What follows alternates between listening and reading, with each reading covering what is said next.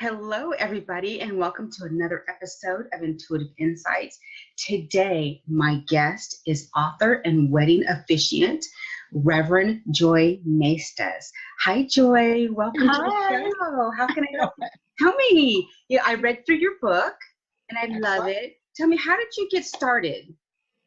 I got started taking classes before I retired, and they were all spiritual classes. So one thing led to another, and I started writing, and as I would write, the spirit would come and ascended masters, archangels, and they just kind of flowed through me to the writings. So everything was combined into one, the path of the spirit and learning about different religions, all kind of led over to the metaphysical view on religion. It's wonderful how that happens. I think because I basically went the same path and start taking spiritual classes and visiting other churches and reading other literature and seeing that religion, it's like a puzzle. It's not whether one is right or one is wrong. They complement each other if you let them. Exactly. It's looking to find the similarities in the different religions. Because we could do a whole show on going to different churches, I'm sure. Oh yeah. And the experiences that you have with church people. Definitely. It's very, very. Let it flow, that you can find the similarity. Mm-hmm. Very true. And then when you move on to the big area of metaphysics, it becomes very internal. That's when it's about you and how you feel and how you identify. Because one of the very first messages that I remember truly understanding from my guide was, God doesn't live in that place. It's always with you. So you go to places like churches and mosques for the sense of community, for the human contact, for the activity, but you're not going to find a God in one of those places.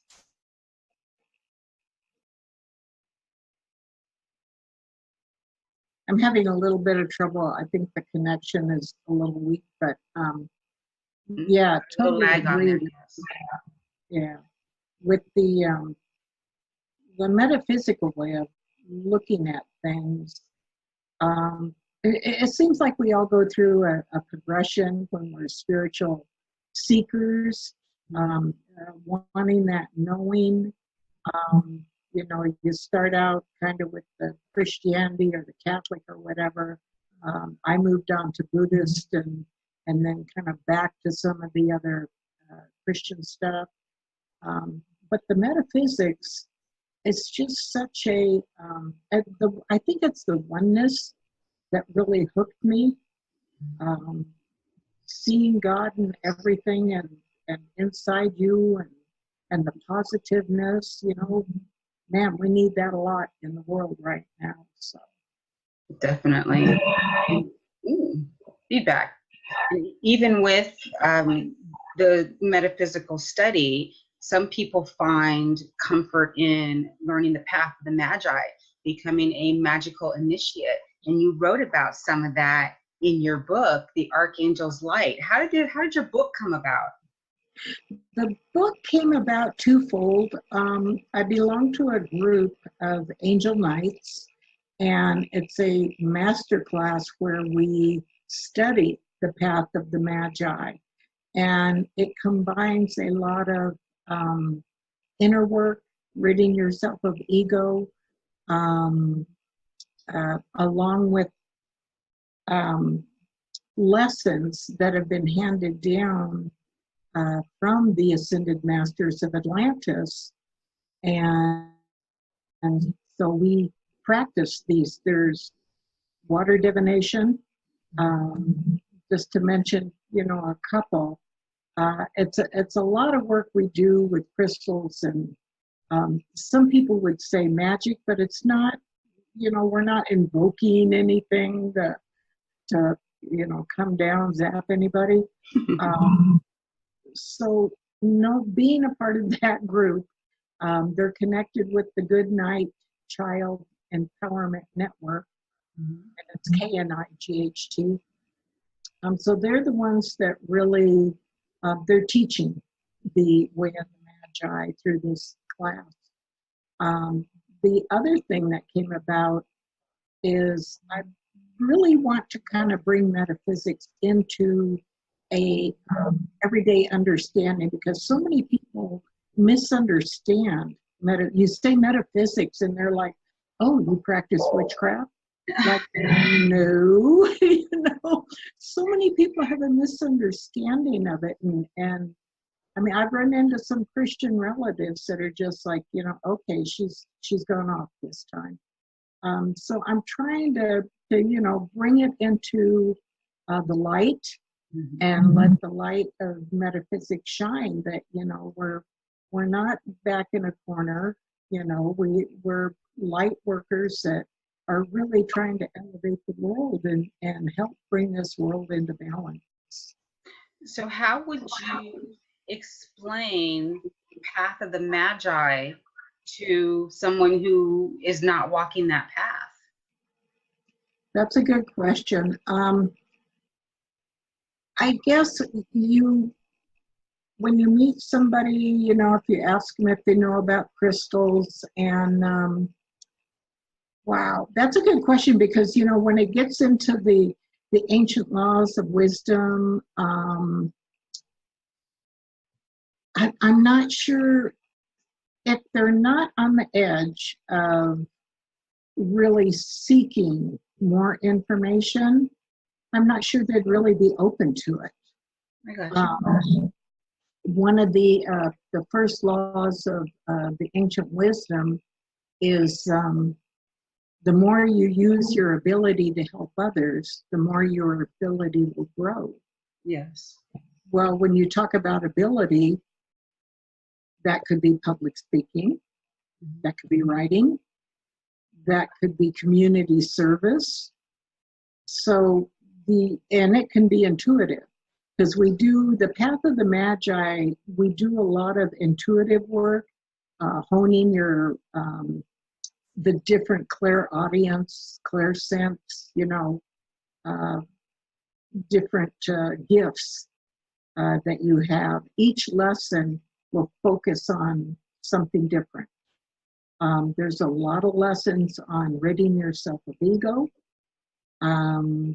and helping others, and so it's a lot of different lessons. But explaining it to somebody who truly doesn't understand any of that, I'm not sure it would really come across. I think somebody has to be a little bit open. Even people that seek, like card readers, I do the angel cards and things like that. So I think it would be hard for like mainstream hardcore down south Bible bumping or Bible believing people to really grasp what you're trying to say. Because from my perspective, having attended church, which I don't anymore, but I get the feel that we're looking toward the speaker or the preacher for answers. Whereas metaphysically, they're teaching you that you have the answers. Right. It's what we put into it, letting our light shine, raising our vibration to raise the vibration around us. And if you're not up there, following the teacher instead of the message. Yes. Which leads to a lot of confusion, and it's how people are led down the wrong path. Yeah. We stress that because you already have, when we're speaking to the viewers, you have the answers to your own questions. It's just about finding your own clarity. And we do that in different names, to different labels, And metaphysics is kind of, I don't want to say a catch-all, but it's an inclusive word that means that nothing's excluded. So for 5,000 people, they may have 5,000 different meditations, Right. chants, mantras, Mm-hmm. tools that they use to gain that clarity. Yeah, and with metaphysics, catch-all is kind of a good phrase. I think inclusive, all inclusive, Yes. is the right one, um, because we do recognize it's within us, and what's within me is not what's within you. Mm-hmm. So everybody's got their own path, and we respect how they find that. And I think with metaphysics, it's more of a kind of a DIY, Yes. self-guided,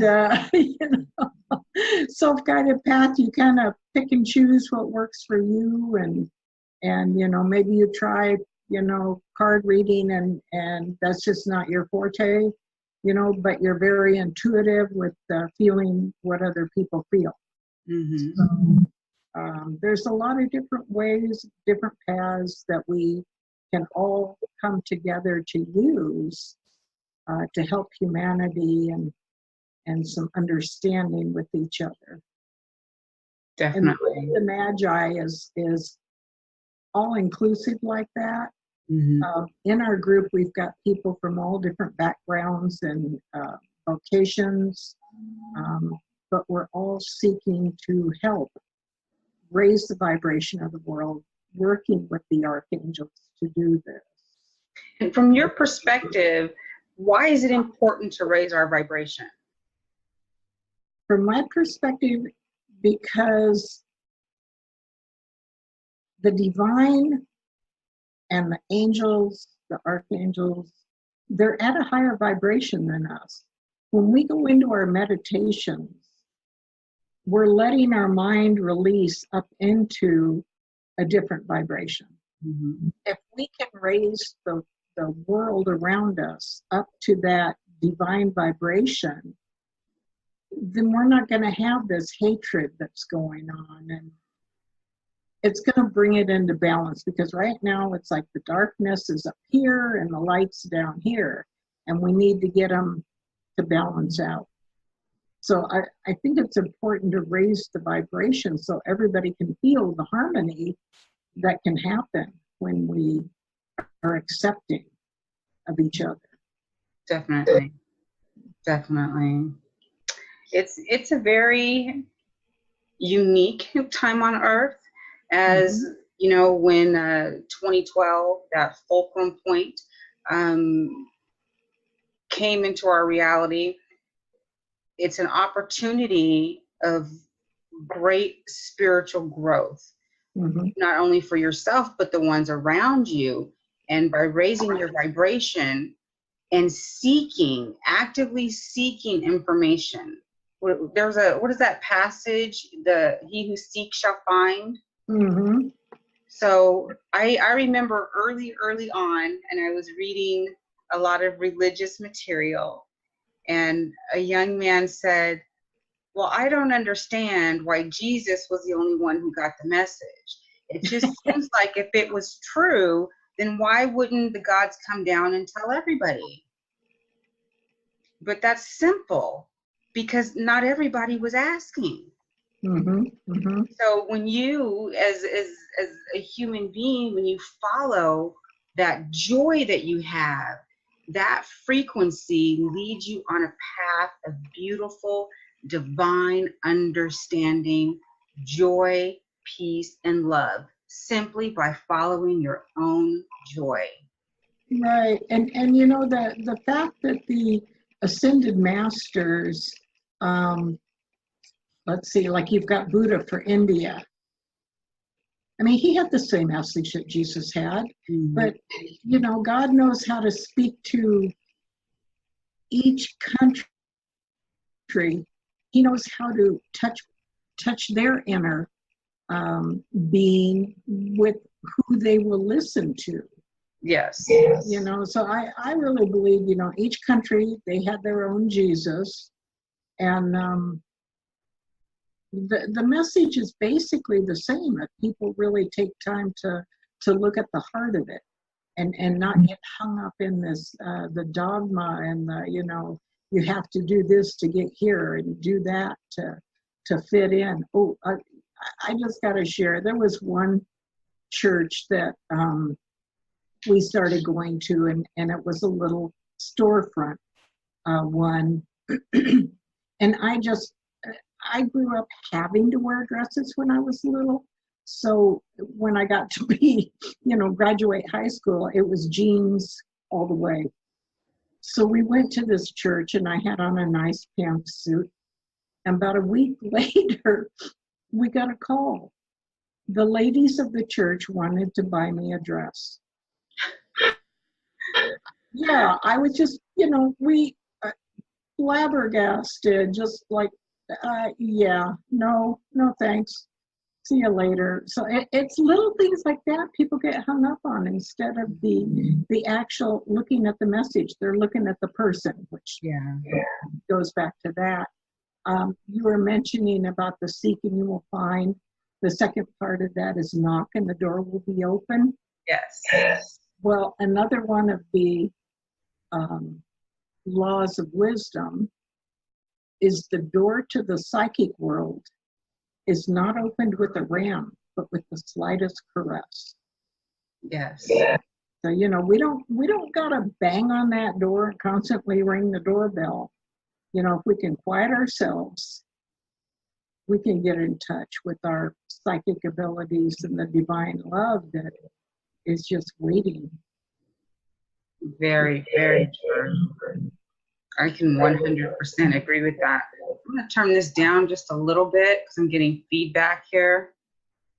Maybe it's a little too loud. Should I turn mine down or? You're okay. It just seems like I'm getting it when I start talking. Oh, I don't hear it, so.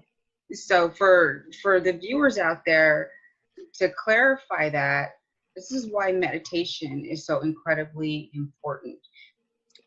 The creative force that we would liken to angels or God or whatever label you want to put on it, it has the ability to speak through each and every one of us, but it's so slight and it's so subtle that if you've got songs playing through your head or the latest Simpson episodes going on, you miss the message. Exactly. That's right in front of you. Yeah. You've got to quiet yourself. And when you go into meditation, because I know even when I'm reading, I'll read a word and it'll trigger like a whole train of thought, you know. Oh, yeah. So, meditation is so important to just relax and get in touch with the divine that's within us. Definitely. You just got to let those busy thoughts come and go. You have a favorite meditation that you practice? I have a progressive relaxation to get into the meditative state that I think is kind of a universal where everybody, you just relax each part of your body. But as far as like an affirmation or a specific meditation, I don't, you know, it just every day is something different. And that's wonderful. Yeah. Try to be open. Yes. And I want people to glean from that there is no one way. I teach a particular way of meditation because that's how I learned. I love the meditation beads because it's always a reminder for me when I see them on the bed table, the first thing I need to do when I get up in the morning and the last thing I need to do when I go to bed is to quiet my mind and let the day go and let it be what it is and not get lost in my interpretations of the day. Yeah. And your character in your book, use that same method. Was it like autobiographical? How would you categorize that, how you wrote it? It is part fact and part fiction.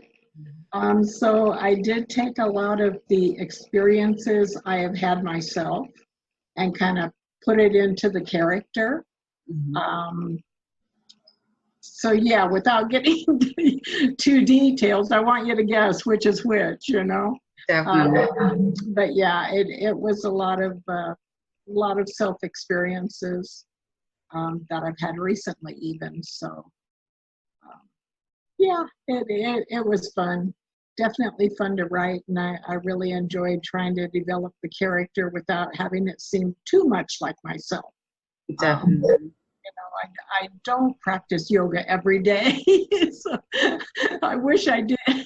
But I've got my mat and I've got my DVD. So. That's wonderful. And you're also doing something that is just really beautiful. You help to consecrate the union of young love. Yeah, I love officiating weddings. They are so much fun. It's the one thing you can do as a minister where everybody's happy. Mhm. You know, everybody's in a good mood. They're ready to celebrate. We had one we did Saturday, and then like a pop-up one Sunday where they called and just wanted to get it done. So they came over here and we did it for them. But yeah, it's a blast. It's How long have you been doing that? 8 years. Oh, wow. Yeah. And you got your ordination from where? The original ordination is through ULC, University, not University, Universal Life Church in California, Modesto. And now this year, since I got my bachelor's from the International Metaphysics, I did get ordained through the metaphysical ministry. So I'm a And of all the things that you could have done with your ordination, why did you choose weddings? because it's the happiest. You know, it's hard for a woman to break into ministry. Oh, I think there's still a lot of stigma that men need to do the ministering. But yeah, I love weddings. They're one of the main reasons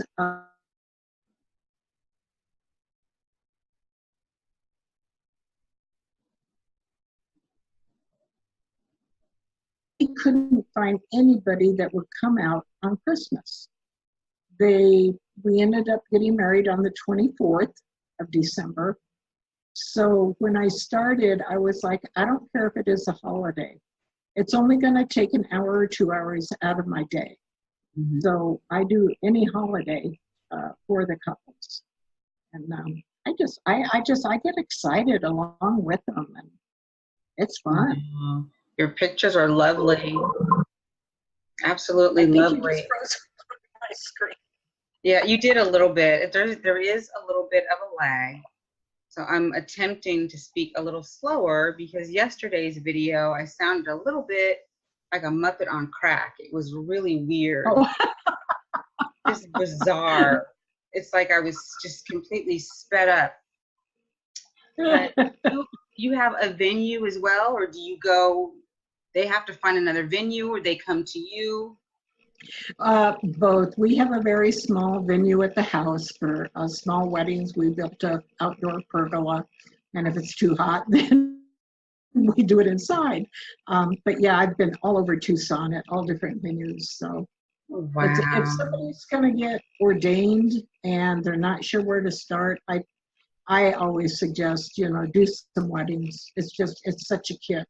And it's like you get a high from it because everybody's excited and happy and it just spills over into everybody. So It's like you get drunk off the love vibration there. yeah, exactly. Wow, I could see Yeah, that. That's really neat. So yeah. if someone wanted to contact you because they wanted to have a wedding, what would they do?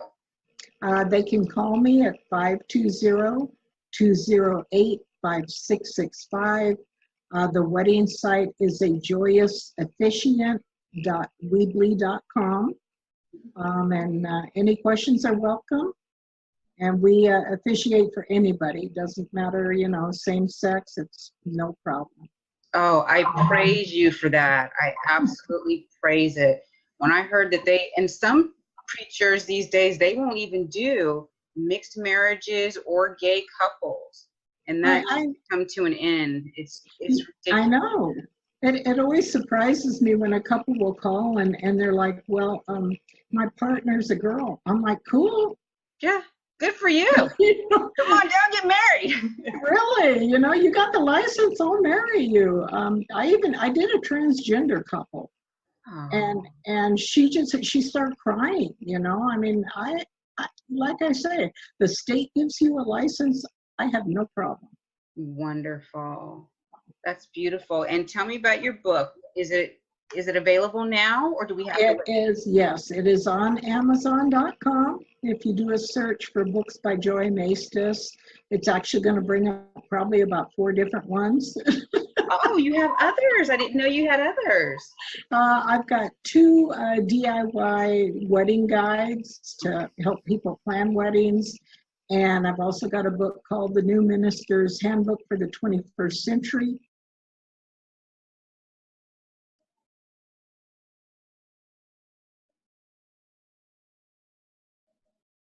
Because it's the first story, metaphysical leaning that I've done. Wow. That is so wonderful. So business. Do you have any, we're almost out of time. Do you have any last messages for the viewers out there? Just be tolerant and be loving. We need so much tolerance brought back. We were heading the right way, and man, we took a nosedive. So we really need to help each other with the love and the understanding towards each other. So peace and love, everybody. Yeah, peace and love. I love that. Oh, I love it. I love it. Thanks, everybody, for watching.